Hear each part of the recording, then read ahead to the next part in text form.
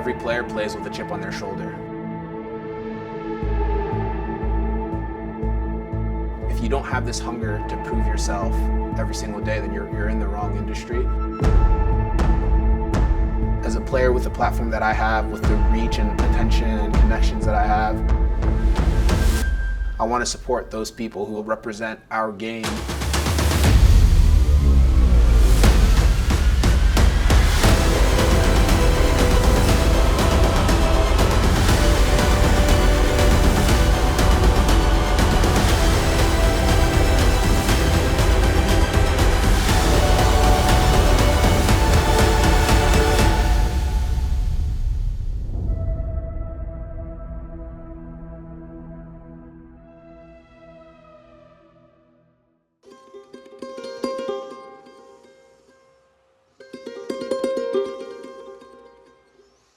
My name is Jeremy Ebobisse, and I was born in Paris, France.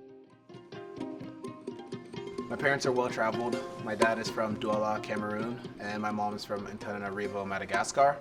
And they had this dream to go to school in France, which is where they ended up meeting at Compiègne, and ultimately ended up having a life together, having my brother and I, and that's why we were born in Paris. If you come from Cameroon, you come from Madagascar, the opportunity to go to France doesn't just come by wishing and hoping that it goes well. It comes because of a series of steps and determination that you take. That's something that they always wanted my brother and I to know, that we need to work hard for anything that we're going for, and that's what I've tried to do with everything that I work on, academically, socially, entrepreneurial. It's super important that we continue that.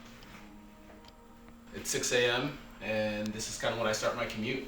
So yeah, I'm excited for a good day at training. This is where I live. I got my keyboard, got my books, my workstation, which is where I take most of my meetings. Super important to take notes and everything, personal, professional, business, etc.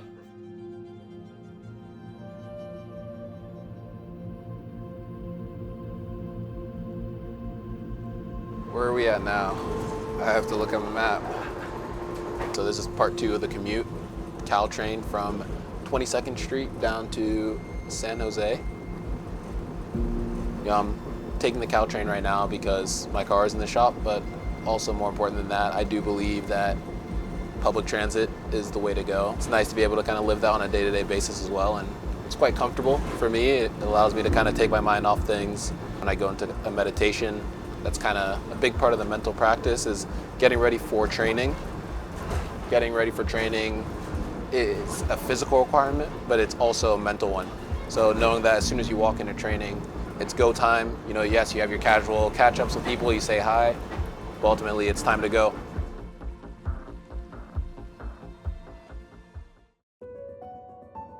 I think putting on the US jersey for the first time had to have been a mixed emotion for my family, because on one hand, they are very proud of where they come from and what they've shared about, our shared family culture. But at the same time, me putting on the US jersey, I think is a representation of, what they stepped into when they came to the US, which was providing an opportunity for their kids to excel, to assimilate, to bring their uniqueness, our uniqueness, into this new culture that we would find ourselves in. Growing up, I didn't always feel super American. In elementary school, middle school, I was made to feel like an outsider. Sometimes it led to tension on the field, off the field, but ultimately when I did put on that US crest for the first time, it felt like a turning point in my life where I was like, okay, I've been naturalized as an American. I have the opportunity to pursue this sporting goal and allow that to open different doors into my career, and it was just a huge honor.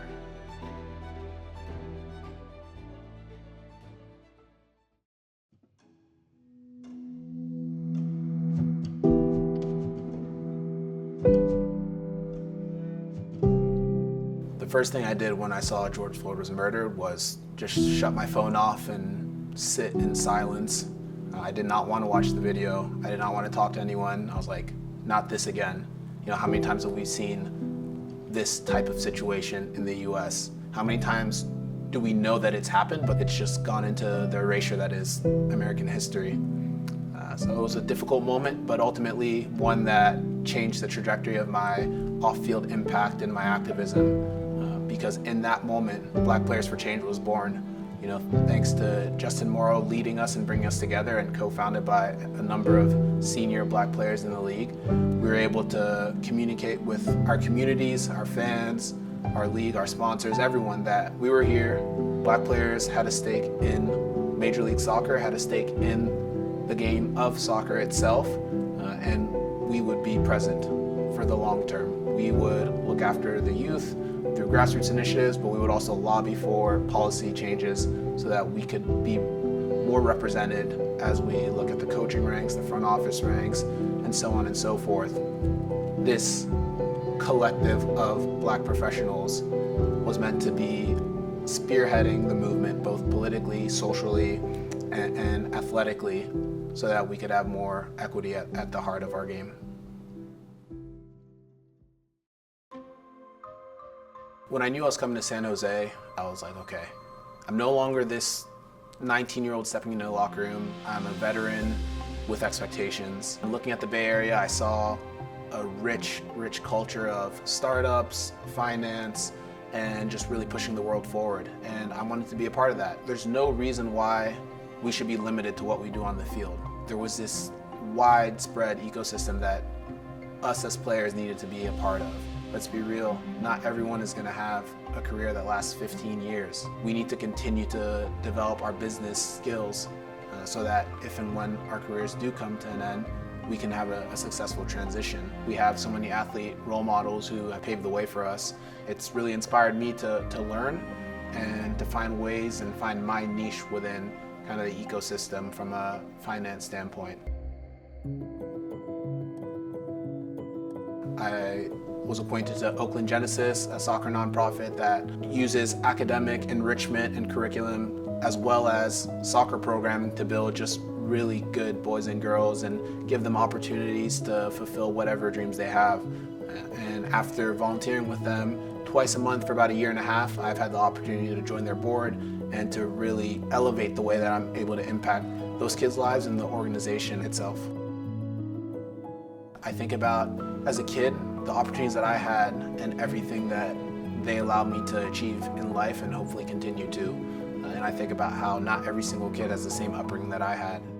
Really getting into Duke and reshaping what I knew to be true about kind of the American experience and opportunity allowed me to settle into, okay, this is who I'm going to be off the field as well.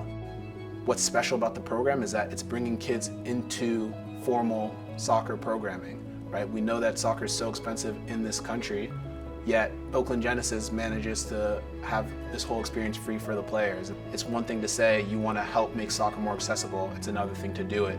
And OG has been doing that for several years now, and it's an honor to be with them on that journey. My goal with Oakland Genesis is to make sure that each kid in that program doesn't have to choose between putting everything that they have into soccer or putting everything they have into academia because there's nothing else that they could possibly pursue. They need to have the choice, and I believe that an organization like Oakland Genesis is equipping kids with the choice to take control of their lives and to impact future generations once they've done so. First and foremost, I want my legacy to be one of a champion. I want to bring that here with the Quakes and wherever my career takes me. I want to be remembered as a winner. And almost as important, I want kids to know, and young players, homegrowns, draft picks, players being bought from overseas, I want them to know that their career was made easier because of my presence in the locker room. I want to be a good teammate. I want to help people fulfill their potential. I want people to find longevity in their careers, and I want to be a part of the positive trajectory that they were able to take through our experience together.